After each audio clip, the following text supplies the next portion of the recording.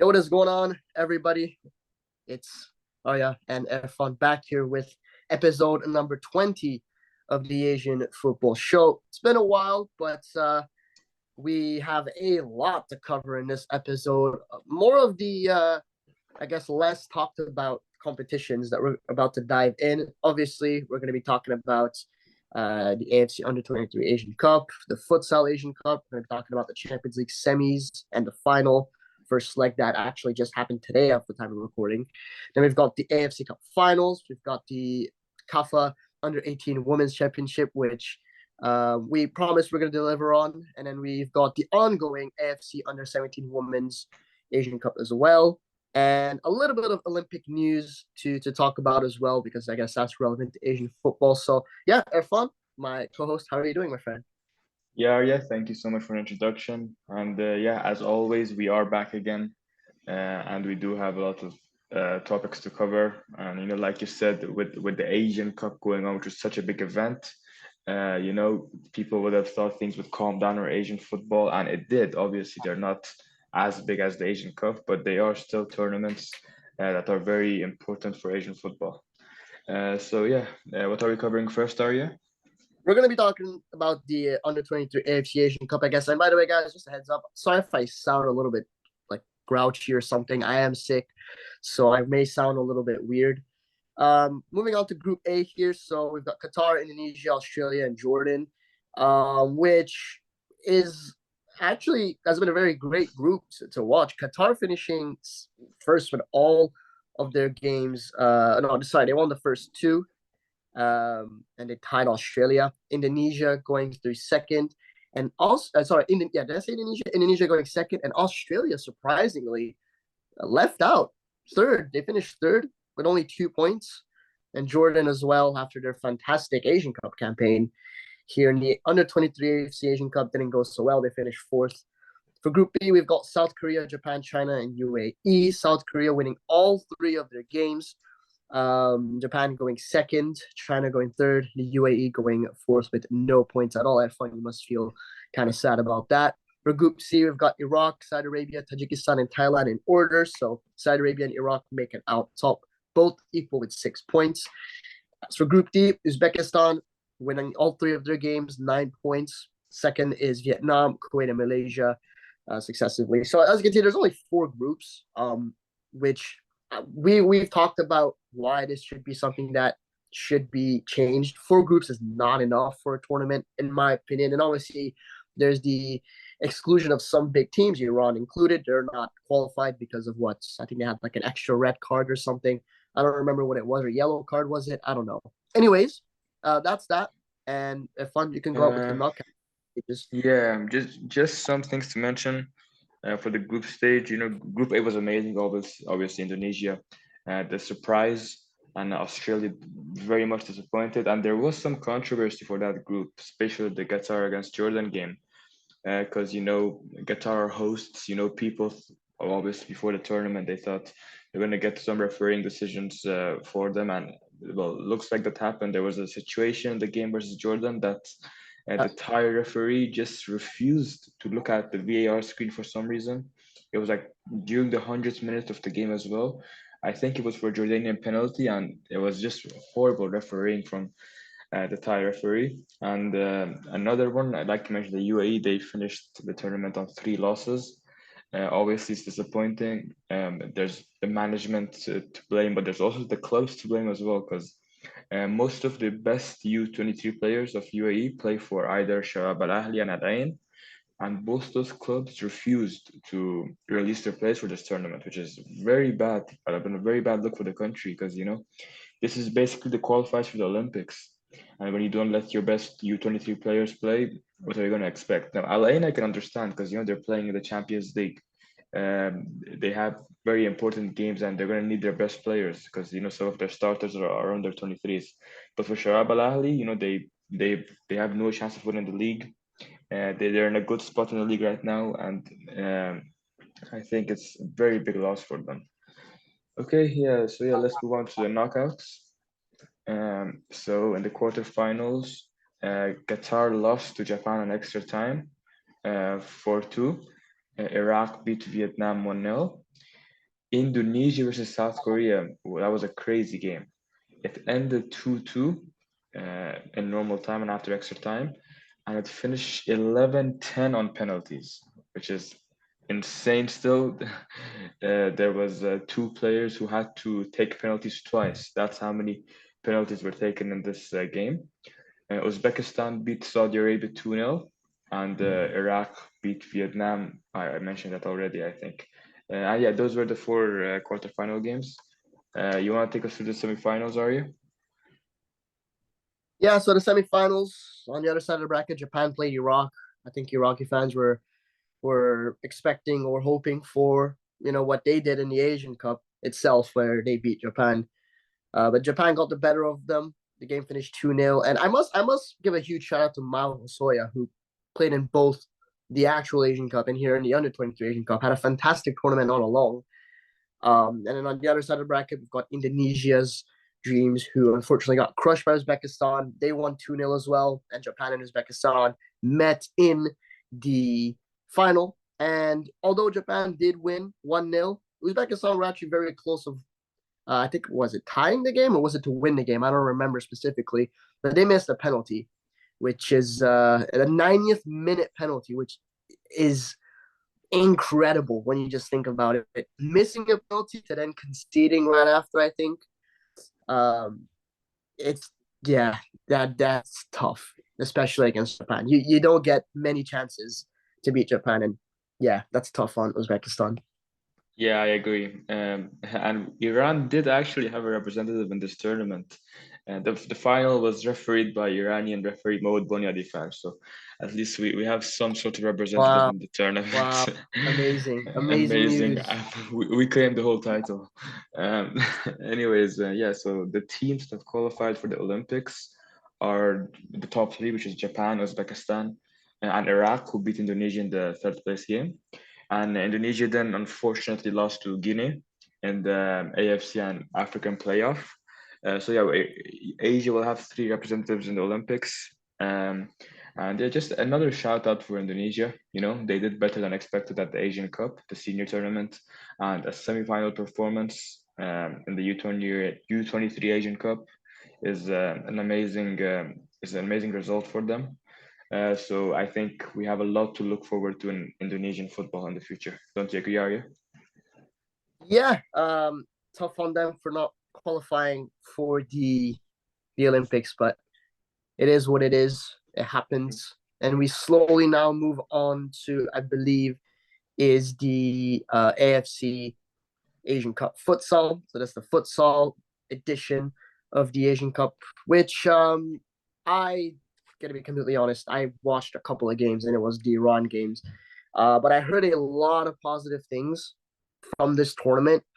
And something that I actually covered myself is the fact that this tournament was actually so big in some ways. I mean, the viewership was insane.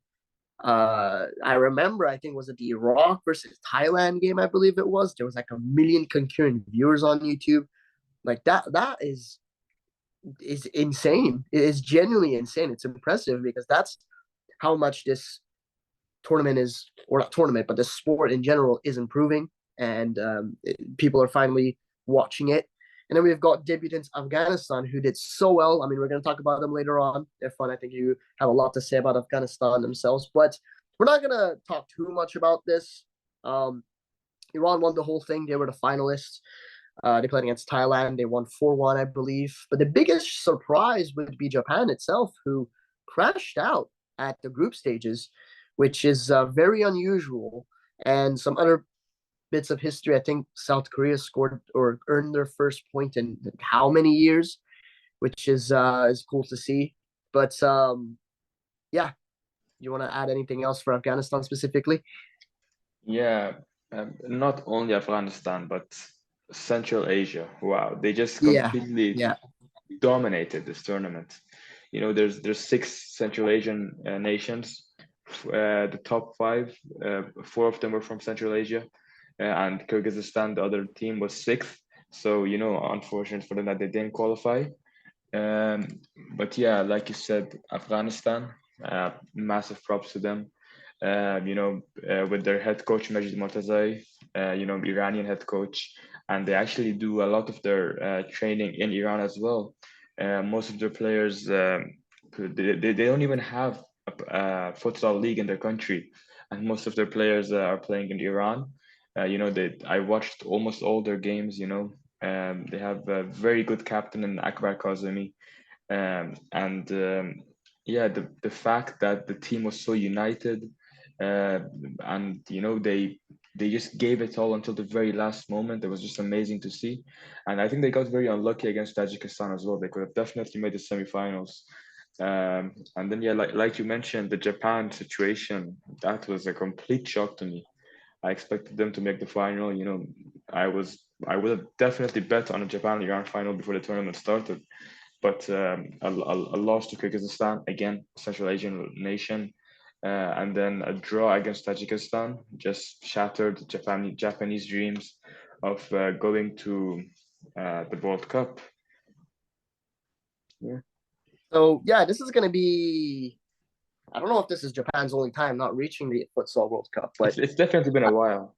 it's definitely been a while, exactly, Yeah, which I think is a big blow. I mean, I don't know what Japanese people think about that. I've seen some people that are not happy at all. Um, but yeah, staying on the topic of CAFA, I'm just gonna get this out of the way. So there was the CAFA Under 18 Women's Championship, whatever you want to call it. And I mean, listen, Erfan and I were not going to claim that we watched any of this. But we promised. A lot of people wanted more CAFA content on the bracket, so here it is. There was the Under 18 Women's Championship.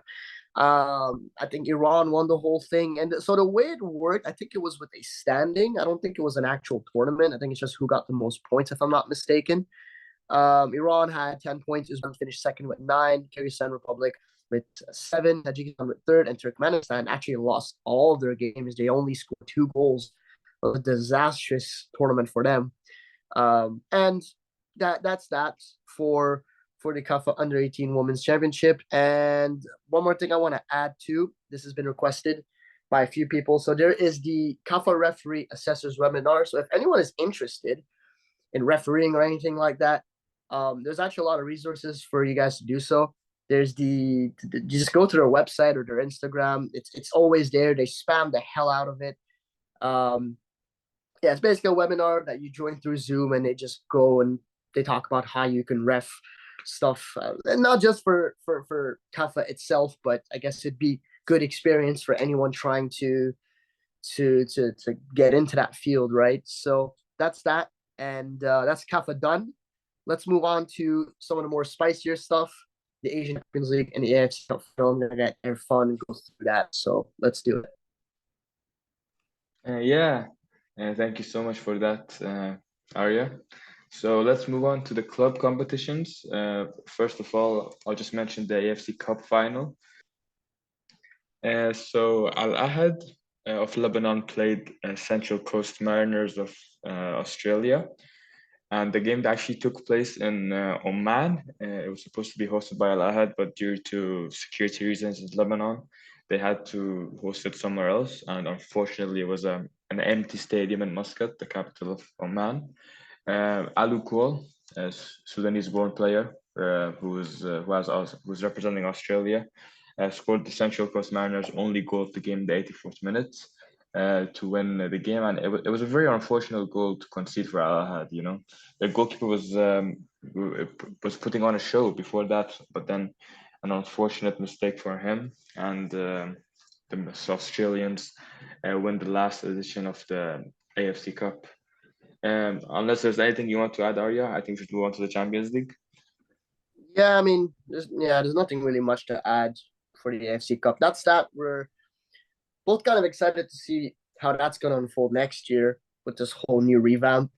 So for the Asian Champions League semifinals, we briefly mentioned the first legs in the last episode. This is a while now, actually. So as you guys know, the finals are currently being, or not the finals, the final is currently being held place in Yokohama. That was the first leg done. and we're moving on to the second leg, which is in a few days. But the semis, how did both teams get there? Well, we mentioned Al Ain shocking Al Hilal and winning 4-2. But on the next leg, they lost 2-1. But that one goal that they scored in the 12th minute was enough for them to beat Al Hilal on aggregate 5-4 and knocking out Al Hilal, giving them their first loss in, I think I saw 433 tweeting or putting posts on Instagram about Al Hilal every single day, man, because of the record. So not only did they knock out Al Hilal, they also completely ruined their streak, which is a very impressive thing. And it's crazy because Al Ain themselves are actually struggling in their leagues, if I'm not mistaken. I think they're third, just behind Al Wasl and Shabab Al Dahli Dubai. So to see that is pretty cool. We're getting a struggling side in the final. As for Yokohama F Marinos, Busan HD, greatest of all time, they won the first leg, but in the second leg, Yokohama came back from behind in Yokohama itself. It was in the Nissan Stadium, and the game went all the way to penalties. Yokohama winning 5-4. Asahi Uanaka scoring 2 goals, and then Anderson Lopez putting in another one as well in the 21st minute. So, and this is with a red card as well. They got a red card. I think Takumi Kamijima, I think, got a red card in like 40th minute, 39th minute, something like that. Pretty early on in the game, and they still managed to hold on to that and go all the way through. And then this brings us to the final that was played today as of the time of recording, and I'm going to let Erfan go into that. Yeah, so the stage was set at the Nissan Stadium in Yokohama. 2 planes of Al Ain fans were flown out by the UAE government, by the help of them at least, to support them, and they did show up in numbers. It was actually very nice to see that the 2 set of fans, they had respect for each other. There were no fights. They acted with decency, and they were very respectful towards one another, which I liked so much. And yeah, so it was the Yokohama's first Asian final since 1990, which they lost the final. So it was a long time for them, and I think Al Ain played lastly in 2016. So they're returning also after around 8 years. And Al Ain took the lead thanks to Mohamed Al Balushi, and it was a good work done by Sufyan Rahimi from the left side. And then the rebound, Mohamed Al Balushi was there at the right time. Mohamed Al Balushi is one of the players that actually then represent the UAE U23 team, which I was talking about earlier, and now we can understand why, how important he is for this Al Ain side scoring in such a game. And Al Ain did continue to attack. They actually got to a second as well, but then it was ruled out due to offside, which was the correct call. And then Yokohama, during the you could say 15-20 minutes of the second half, they started putting on pressure, and then it was Asahi Uenaka in the 72nd minute with an amazing header that equalized the game. And then it was Kote Watanabe who won the game in the 84th minute, which was initially given as offside, but after a VAR review, it was given as a goal. It was a good game, and I think this sets the stage for an amazing final in Al Ain in around 2 weeks. And hopefully I will be there, and you guys can maybe see some exclusive content in the Asian final.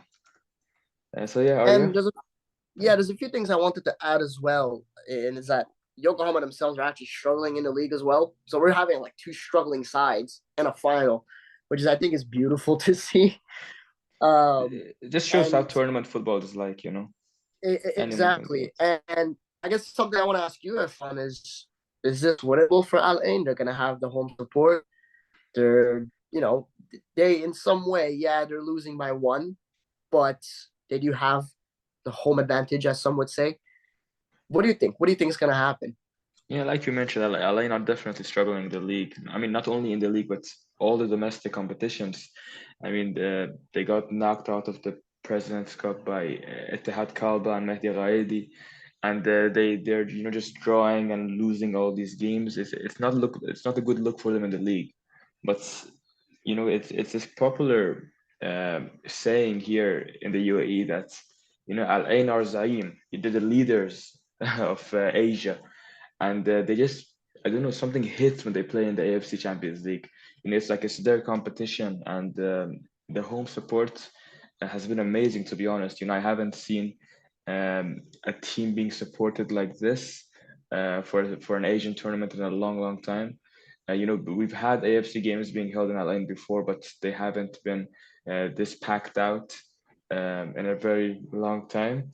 So yeah, very exciting to see this, and I definitely think they do have the chance to turn it around in the second leg. We're going to be moving on now to the Under-17 AFC Asian Cup for the women. It's ongoing, so this is not definitive as of now. Two groups only, Group A, Group B. In Group A, we've got North Korea, then we've got South Korea, the Philippines, and Indonesia. So the group is still open for the second place. North Korea kind of going off, man. 6-0 against Philippines, 7-0 against South Korea. Like what? What are they feeding to these under-17 North Korean women? Like, why are they this good? They're playing Indonesia next. I'm sorry, Indonesia, bro. I don't see anything. These guys are having minus 17 goal difference. They lost 12-0 to South Korea, who them lost what? I just said it. Was it 13-0? 7-0. 7-0 to North Korea, yeah. Sorry. Yeah, that's going to be interesting, to say the least.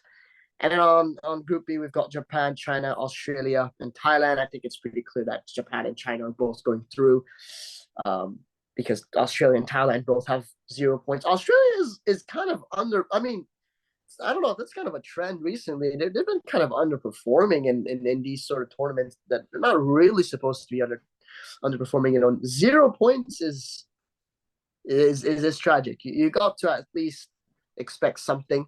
But they are playing Thailand. Again, it doesn't really matter what happens.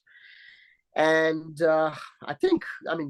North Korea looks scary, man. What are they feeding those players? I mean, actually, like, are they even under 17? I think we need someone to age check them. But it's genuinely concerning because, bro, 7-0, 6-0, like, Jesus Christ. They're going to be playing against the runners-up of Group E. They didn't even play the worst team in that group yet. Exactly. So yeah, I think there's gonna be a massacre, man. Anyways, whatever's gonna happen.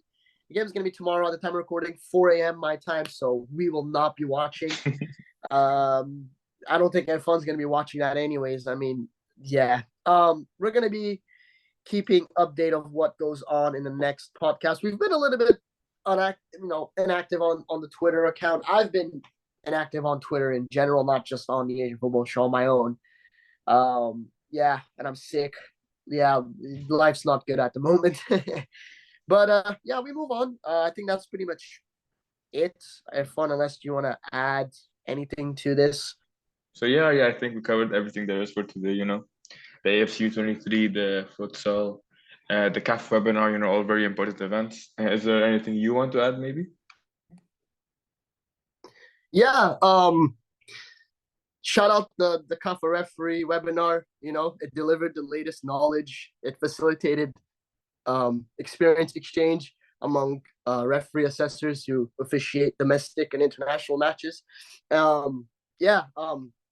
Listen, apparently, it's a fun fact, a total of 24 participants from all 6 CAFA countries took part in this successful webinar. Just letting you guys know. Shout out CAFA, shout out the webinar, and we'll see you guys in the next one.